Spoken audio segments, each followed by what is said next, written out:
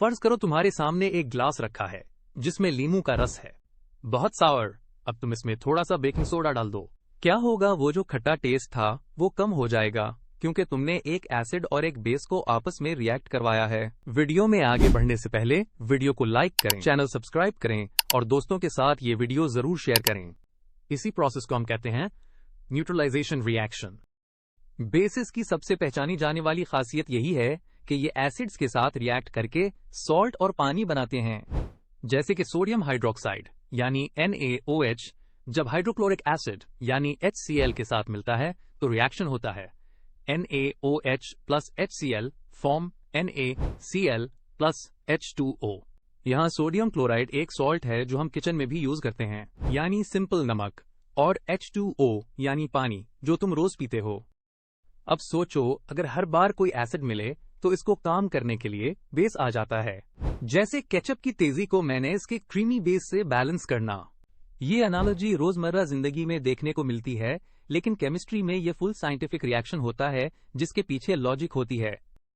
दूसरी खासियत बेसिस की ये है कि ये अमोनियम सॉल्ट्स के साथ भी इंटरेस्टिंग रिएक्शन देते हैं। जब सोडियम हाइड्रोक्साइड जैसे स्ट्रॉन्ग बेस को अमोनियम क्लोराइड NH4Cl से मिलाया जाए तो एक खास गैस बनती है, अमोनिया गैस यानी NH3।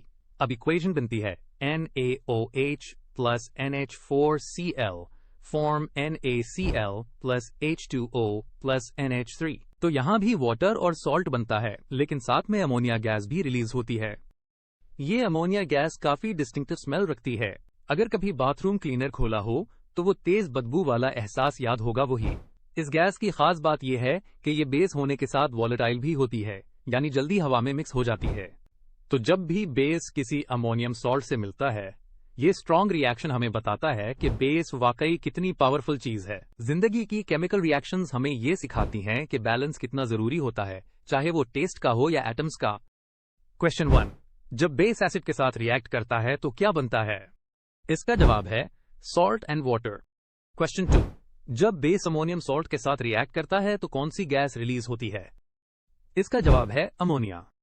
Question 3, reaction NaOH plus NH4Cl equation में एक प्रोडक्ट क्या होगा?